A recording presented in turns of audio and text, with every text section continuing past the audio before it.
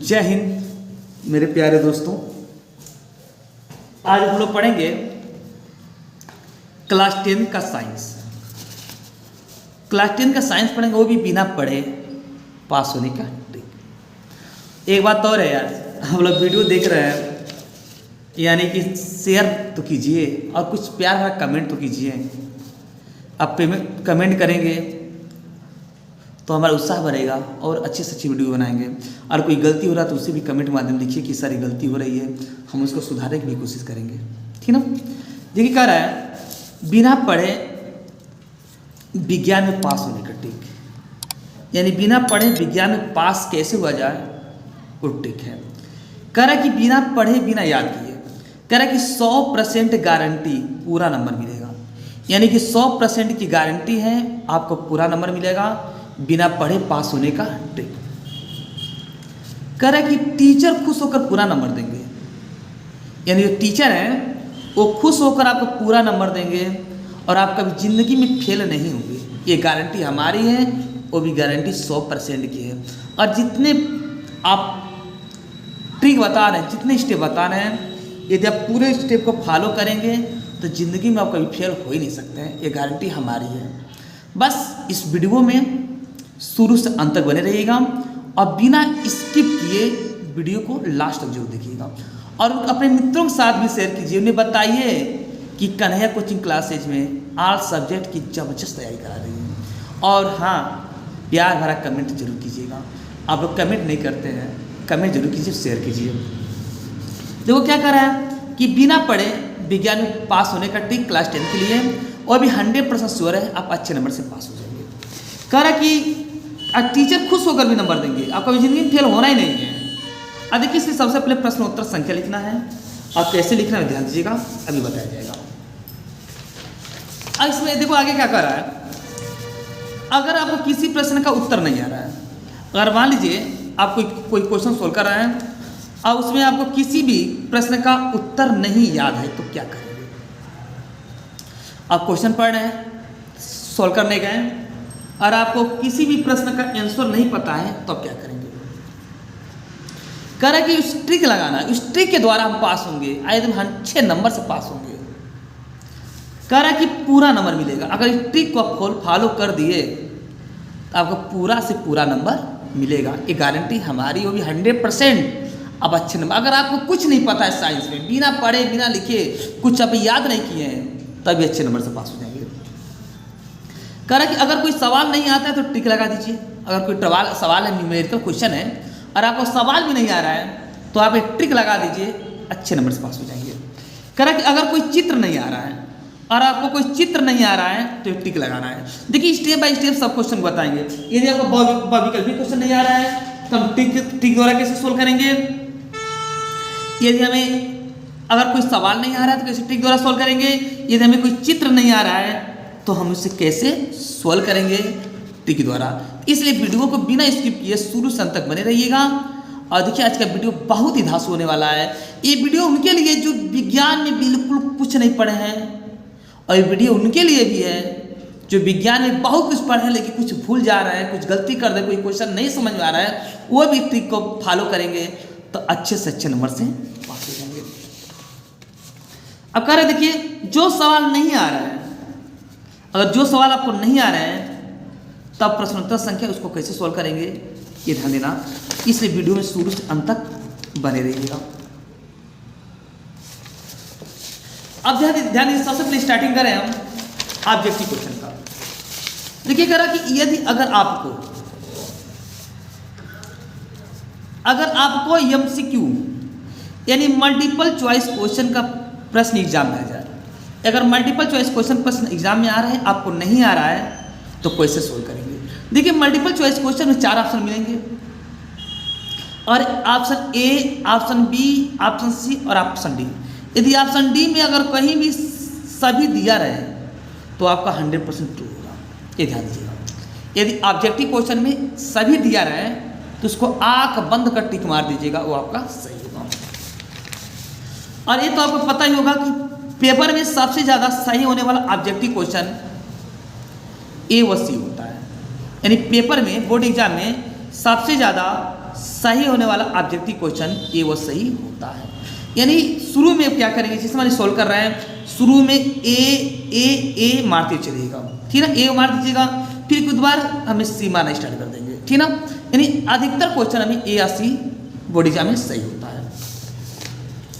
अब देखिए हम क्वेश्चन की तरफ आगे बढ़ रहे हैं।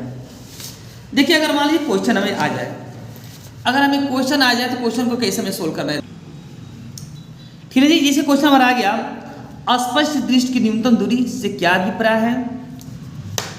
अस्पष्ट दृष्टि की न्यूनतम दूरी किसे कहते हैं, हमें उदाहरण सहित क्या करना है, इसको स्पष्ट करना है। यानी कि अस्पष्ट दृष्टि की न्यूनतम दूरी क्या होता है, इसको उदाहरण सहित हमें लिखना है।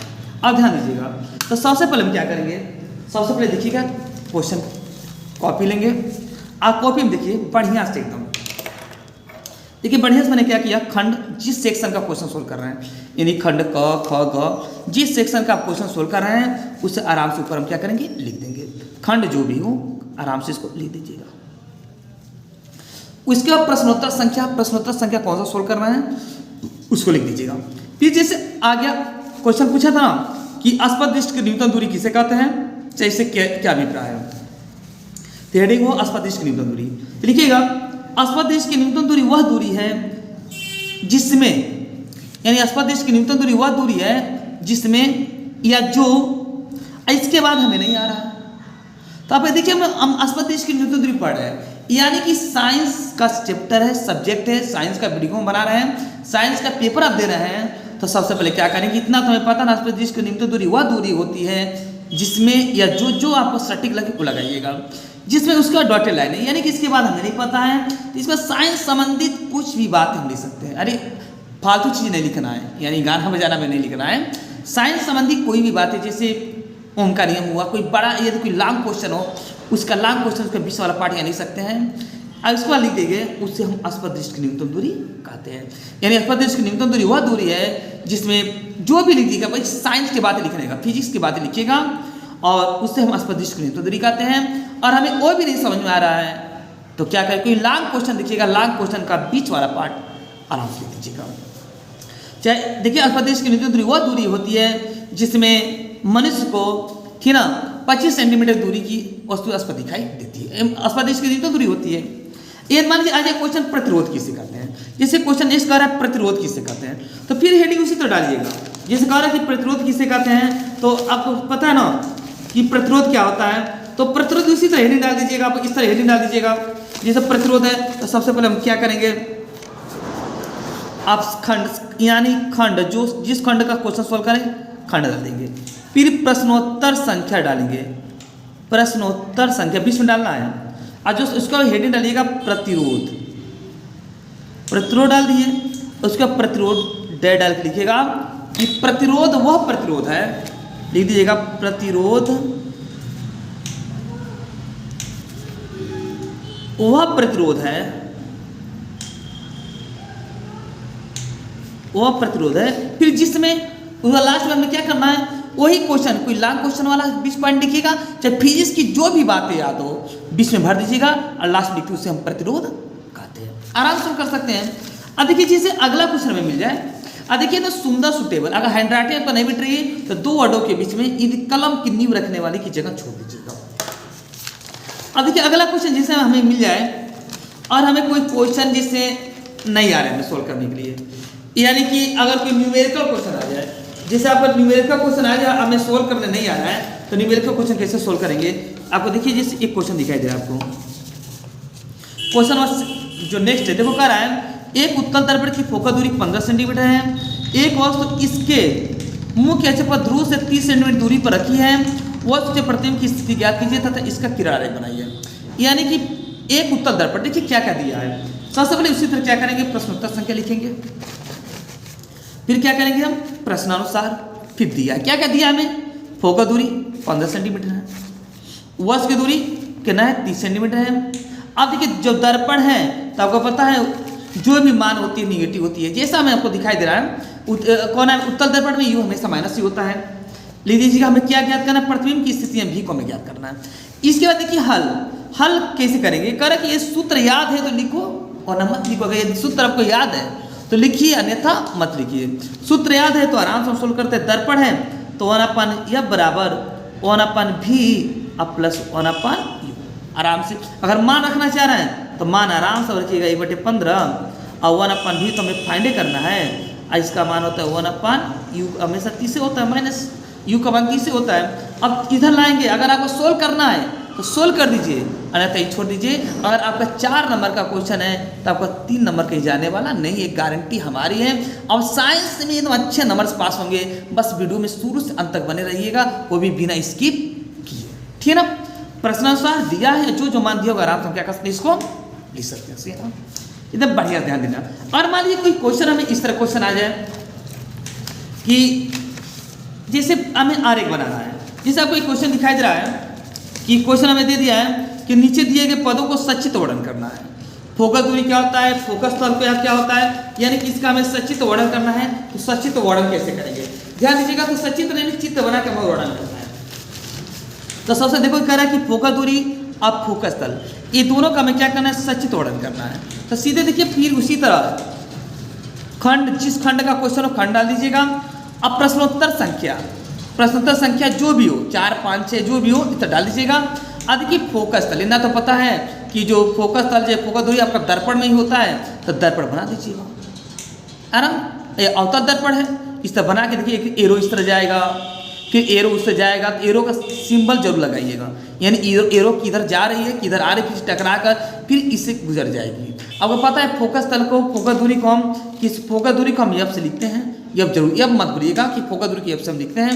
आपका सचित्र वर्णन हो गया, ये सब मत भूलिएगा। बढ़िया से क्वेश्चन को सोल्व कीजिए। अब देखिए, अगर हमें नेक्स्ट क्वेश्चन इस तरह मिले, जैसे हमें क्वेश्चन ये दे दिया कि देखिए क्वेश्चन आपका ये मिल गया कि ओम का नियम किसे कहते हैं। ओम के नियम का सचित्र वर्णन कीजिए। देखिए कह रहा है क्वेश्चन, ओम का नियम किसे कहते हैं। ओम के नियम का हमें सचित्र वर्णन करना है। आप ध्यान देना, हमें क्वेश्चन नहीं आ रहा है, हमने बोला ना कि बिना पढ़े, बिना लिखे, बिना याद किए और साइंस में एक अच्छे नंबर से पास हो जाएंगे। कह रहा है कि ओम का नियम किसे कहते हैं। अब ओम का नियम हमें तो पता नहीं, हम पढ़े नहीं है। मैंने बोला नहीं, गारंटी हमारी, बिना पढ़े हम आपको पास करवाएंगे। बस हमारे चैनल पर नए तो चैनल सब्सक्राइब कीजिए और इस वीडियो को अपने मित्रों के साथ भी शेयर कीजिए। कहिए कि कन्हैया कोचिंग क्लासेस में आज सभी की जबरदस्त तैयारी करा जा रही है। देखिए ओम का नियम है, तो प्रश्नोत्तर संख्या आराम से देखिए, यहाँ मैंने क्या डाल दिया, प्रश्नोत्तर संख्या। जो प्रश्नोत्तर संख्या डालिए और उसका क्या करना है हमें, ओम का नियम हेडिंग डाल दीजिए। ओम का नियम पड़ेगा कि ओम के नियम के अनुसार, ओम का नियम हेडिंग डाल दीजिए। ओम के नियम के अनुसार, ओम का नियम यह नियम कहलाता है, तो ओम का नियम वह नियम कहलाता है कि विभव और धारा के अनुपात को ओम का नियम कहते हैं। यानी विभव और धारा के अनुपात को ही हम क्या करते हैं, ओम का नियम कहते हैं। अब देखिए ओम का क्या होता है, फार्मूला आपको पता ही होगा कि विभव और धारा का अनुपात भी समानुपाती आई, भी आई का समानुपात है। यानी कि क्या करेंगे, समानुपाती सिंबल हटाएंगे तो आई का प्रयोग कर देंगे, तो भी बराबर आई इंटू आर का मान निकालेंगे तो भी बट्टी आई। देखिए ये अगर इस रूल से फॉलो कर दिए तो आराम से अच्छे नंबर से पास हो जाएंगे। आपको पता है डूबते हुए लोगों को तीनों की सहारा होती है। रूल बाय रूल फॉलो कीजिए, मस्त नंबर से आप पास हो जाएंगे, गारंटी हमारी है। बस देखिए हेडिंग प्रश्नोत्तर संख्या सेक्शन सहित ओम का नियम वो नियम होता है जिसमें हमें नहीं पता है। और उसके बाद क्या करेंगे, जो आपका फिजिक्स की बात हो याद कीजिए, लेकिन गाना बजाना नहीं, गलत चीज़ें मत यूज कीजिएगा। जो आप फिजिक्स की बातें हो, हमें जो याद हो, जो क्वेश्चन याद हो उसको तो भर दीजिएगा और लास्ट में से ओम का नियम है। टीचर खुश होकर नंबर देंगे। यानी कि मैंने बोला ना 5 नंबर में 4 नंबर कहीं जाने वाला नहीं है, श्योर गारंटी हमारी है, ध्यान दीजिएगा। और आगे क्वेश्चन हमें क्या बनेगा, नॉर्मली केमिस्ट्री का क्वेश्चन आ जाए। अब केमिस्ट्री का क्वेश्चन देखिए कह रहा है कि यहाँ पे जिस क्वेश्चन का दिया, देखो क्वेश्चन दिया है कि जब बेकिंग सोडा बनाने की विधि कहता था गुणधर्म लिखिए। बेकिंग सोडा कैसे बनाएंगे, इसका गुणधर्म क्या होता है। अब ध्यान दीजिएगा बेकिंग सोडा। अब हम क्या करेंगे, प्रश्नोत्तर संख्या लिखिएगा। प्रश्नोत्तर संख्या लिखने के बाद क्या होगा, सोडा बनाने की विधि, यानी बेकिंग सोडा बनाने की विधि। अब देखिए डैश, अब देखिए प्रयोगशाला में अब बेकिंग सोडा को निर्माण सोडियम कार्बोनेट के जलीय विलयन में CO2 गैस प्रवाहित करने पर बनता है। यानी देखिए बेकिंग सोडा आपको पता है ये सोडियम कार्बोनेट है, हमें क्या बनाना है, सोडियम बाइकार्बोनेट बनाता है। तो क्या कह रहा है कि सोडियम कार्बोनेट के जलीय विलयन में जल के साथ अब क्या मिलाएंगे, कार्बन डाइऑक्साइड मिलाएंगे तो हमें क्या बनेगा, तो क्या बनेगा, बेकिंग सोडा का सूत्र हमें याद होना चाहिए। देखिए बेकिंग सोडा हुआ, प्लास्टर ऑफ पेरिस हुआ, सोडियम बाइकार्बोनेट हुआ, प्लास्टर ऑफ पेरिस हुआ, जितने क्वेश्चन होंगे यानी कि सबका सूत्र और पूरा देख लीजिएगा। बेकिंग सोडा, धावन सोडा, प्लास्टर ऑफ पेरिस, ब्रेंजेस टूट का तो सब पेपर हमको पूछेगा। देखिए बैलेंस कर देंगे, सोडियम 2 है तो 2 से मल्टीप्लाई कर देंगे, आराम से आपका आंसर सही हो जाएगा। यानी कि पूरा स्किप मत कीजिएगा, पूरा शुरू से अंत तक देखते रहिएगा। अब देखिए अगला क्वेश्चन हमें कह रहा है कि जब सोडियम धातु के जल में अमोनिया कराई जाती है अभिक्रिया तो क्या होता है। करें सोडियम धातु के जल में, देखिए सोडियम धातु के जल में सोडियम की जल के साथ रिएक्शन कराएंगे तो हमें क्या बनेगा, करेंगे सोडियम हाइड्रोक्साइड। देखिए जब OH आपस में क्रिया करते हैं तो ध्यान दीजिएगा, जब H2O जब टूटता है तो हाइड्रोक्साइड में टूट जाता है और हाइड्रोजन गैस को क्या करता है, मुक्त करता है। ये ध्यान दीजिएगा। तो ये क्या बनेगा, NH2O। जो सोल्व करेंगे तो NaOH प्लस H2 गैस में क्या होगा, प्रवाहित हो जाएगा। अब देखिए कह रहा क्वेश्चन में रुधिर और लसिका में अंतर क्या होता है।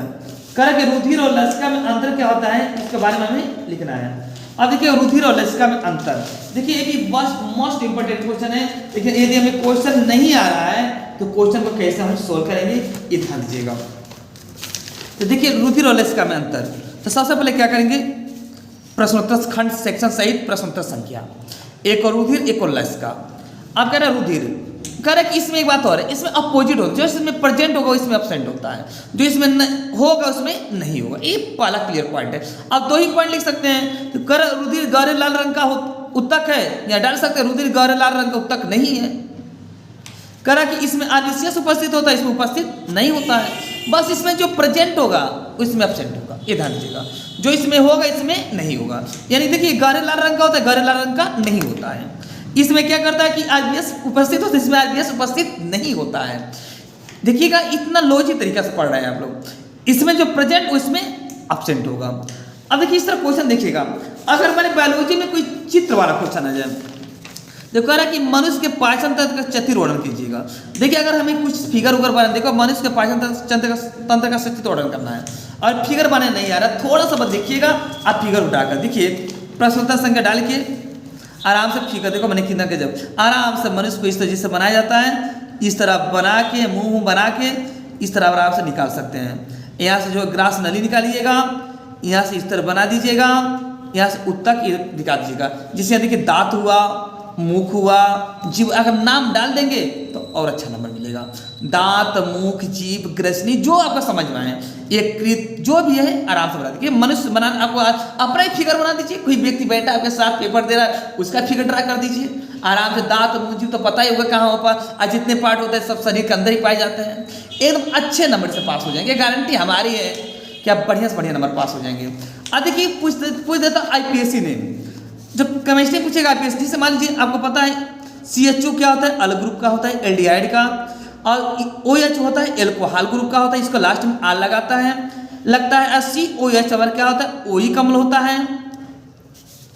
अब देखिए IPSC का वीडियो हम बना के डाल चुके हैं, जो मोस्ट इंपोर्टेंट क्वेश्चन है, जो आपका बोर्ड एग्जाम में जरूर देखने मिलेगा। मोस्ट इंपोर्टेंट IPSC ने हम वीडियो डाल चुके हैं। अब लिखिएगा कमेंट सेक्शन में, कमेंट करना मत भूलिए यार, कमेंट नहीं करते हैं। अरे कमेंट करेंगे तो हमारा उत्साह बढ़ेगा। कमेंट कीजिए, प्यार भरा कमेंट जरूर कीजिएगा, क्योंकि आप लोग के लिए बहुत ज़्यादा मेहनत करना है। आप कमेंट करेंगे तो हमें भी तो मिलेगा ना कि हमारे प्यारे प्यारे स्टूडेंट्स, हमारे जो रसगुल्ले हैं आराम से कमेंट कर रहे हैं, देखिए आनंद मिलेगा, तो अच्छे से अच्छे वीडियो बनाएंगे। देखिएगा OH CHO अल हुआ, OH आल हुआ, और COH OE का अम्ल हुआ। CO से क्या होता है, कीटोन, जिसको लास्ट में हम जोड़ देते हैं ओन। जैसे मान लीजिए आ गया HCHO, देखिए कार्बन 1 है, कार्बन 1 में क्या होता है, मेथेन, लगा दीजिए अल, क्या होगा, मेथेनल। देखिए CH3COOH, देखिए OH OE का अम्ल है, कार्बन 1 है तो मेथेन होता है 1 नंबर पे, तो OE तो O का लगा देंगे तो मेथेनोइक अम्ल। इसके जितने वीडियो हैं मैंने आपको वीडियो आप यूट्यूब पढ़ चुका है, वीडियो को देखिए और इसका एकदम अपने मित्रों के साथ शेयर भी कीजिए। अब कमेंट करना मत भूलिए। देखिए जितने हम बताएं कह रहे हैं कि बिना पढ़े आप मस्त नंबर से पास हो जाएंगे। यदि साइंस हमें कुछ नहीं आ रहा है, फिगर नहीं आ रहा है, अगर आपको कुछ भी नहीं आ रहा है, नो तो आपको क्वेश्चन सोल्व करने आ रहा है, नो तो आप कुछ पढ़े लिखे हैं, कोई आपको न्यूमेरिकल क्वेश्चन नहीं सोल्व आ रहा है, कोई चित्र बनाने नहीं आ रहा है, तो आराम से मैंने आपको सबको वीडियो बना दिया है। खूब बढ़िया से इसको देखिए, अब अच्छे से अच्छे नंबर लाइए। अब ध्यान दीजिएगा, जो भी क्वेश्चन है यार मैंने आपको फिर एक बार बता दें कि सबसे पहले प्रश्नोत्तर संख्या लिखिएगा। अब प्रश्नोत्तर संख्या लिखने के बाद क्या करना है हमें, और उसका देखिए कारण अस्पदिश की न्यूनतम दूरी, अस्पदिश की न्यूनतम दूरी चाहे क्या हुआ, धमनी किसे कहते हैं, सीरा किसे कहते हैं, प्रतिरोध किसे कहते हैं, कुछ भी आ जाए, प्रकाश संश्लेषण किसे कहते हैं, बस हेडिंग हो प्रकाश संश्लेषण डायरेक्टली। प्रकाश संश्लेषण उसे कहते हैं जिसमें, फिर इसके बाद क्या करना, मैंने नहीं कुछ पता है तो मैंने बोला ना, जो पढ़े केमिस्ट्री की बात है, या नहीं कुछ याद है तो लाग वाला क्वेश्चन है उसका मिड पॉइंट, इस शुरू से नहीं बीच से उठा के उसमें भर दीजिएगा और लास्ट में लिखिएगा, उससे हम प्रकाश संश्लेषण कहते हैं। अच्छे से अच्छे नंबर से पास हो जाएंगे। गारंटी इतने टिक का फॉलो करेंगे तो 70 में से 60 तो कहीं जाने वाला नहीं है, ये 100% की गारंटी हमारी है। तो ध्यान दीजिएगा, एक प्यार भरा कमेंट जरूर कीजिएगा और खूब जम के पढ़ाई कीजिए, एकदम पढ़ते रहिए, अपना नाम रोशन कीजिए, माँ बाप का नाम रोशन कीजिए और अपने मित्रों के साथ जरूर शेयर कीजिए। जय हिंद।